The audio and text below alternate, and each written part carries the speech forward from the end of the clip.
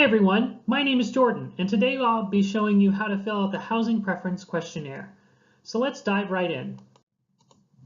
You will receive an email from the First Year Housing email account with details on how to access the survey. Please read that email carefully and follow the directions. In order to access the survey, you will be asked for your username and password and then will be taken to the HPQ. Log in using the first part of your Ursinus email address, the part before the @ sign, and the password for your email account. The first step is to indicate where you're living this fall, whether that be on campus in a residence hall, with your parents, or in an off-campus apartment. If you're living off campus or commuting, this is the end of the survey for you and you can click Submit. If you're living on campus in a residence hall, you'll proceed with the rest of the survey.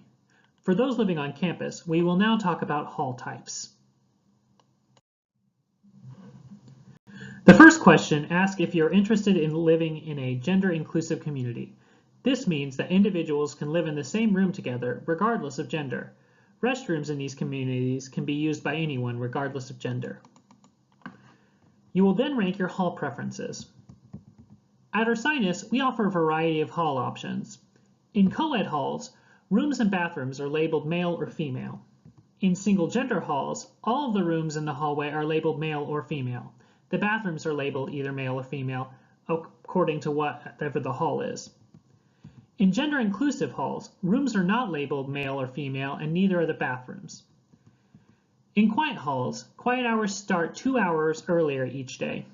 Let's be real though, there is no such thing as silence in any residence hall. The walls are thin and noises echo. With that said, no matter what hall you live on, you're expected to be courteous to your neighbors at all times. So if I'm standing 3 doors down from your room, I shouldn't be able to hear what's happening inside, no matter what the time. All halls have designated quiet hours, during which I shouldn't be able to hear what's going on inside your room if I'm directly outside. The difference between a quiet hall and a non-quiet hall is that quiet halls begin these designated quiet hours 2 hours earlier each day than halls that are not designated as quiet. These halls are made up of double, triple, or single rooms. This section is for occupancy preferences. Here's where you select your choices regarding whether you want a single, double, or triple room. Please keep in mind, singles are extremely limited. It's likely that we won't be able to accommodate your request for one, so please be prepared to have at least one roommate. If you have already met someone on Facebook, the roommate profile page, or at orientation and believe that you two are destined to live together, you can select their name here. There's a drop-down menu that lists every incoming first-year student. There are rules if you want to choose your own roommate. In order for the match to be made, you and your roommates both need to select each other. If only one person does so, we will not put you together. With this in mind, please be honest about your intentions for roommate selections when talking to other students. Nothing is more awkward during the summer than when a student gets a placement letter expecting to see the person they selected as their roommate, only to find out that it wasn't a mutual match. Also, if one person in a roommate pair misses the housing preference questionnaire deadline, we can't house you together. So if you agree to live with someone and miss the deadline, you're putting them in an unfortunate circumstance, since we can't make your placement together. If you have more than one roommate in mind and want to live in a triple, write their names below your first preference. A note for athletes. Experience has taught us that you don't need to room with another athlete in order to have success and happiness. But if living with another athlete on your team is important to you, you have 2 options. You can select a specific person on your team to room with. Keep in mind that they also have to select you. Or you can ask your coach to make a mutual match and email us. We don't know who the other athletes are, so if you email and say, I want to room with another soccer player, we aren't going to be able to help make a match for you.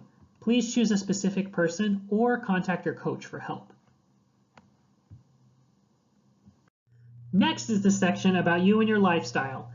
It's important for you to answer these questions in private so that you can give us the most honest, accurate answers. If you're a smoker and your parents don't know, and you're doing the survey in front of them, you'll probably feel pressure to select no for smoker. This could cause a conflict in the future with you and your roommate. So for us to make the most successful match, we need honest answers. If you have a medical condition that you believe will affect your housing, please click yes under the question that inquires about medical conditions. We don't need to know if you're allergic to bee stings or cats because this won't affect your housing. Examples of things that would be useful for us to know would be allergies to carpet or physical conditions that would keep someone from being able to climb stairs. If you have any questions about your medical condition and how it might impact your housing, please feel free to contact the Director of Disability Services. Once you click Submit, your information is stored. You can go back into the survey the same way you logged in and make changes until the survey closes.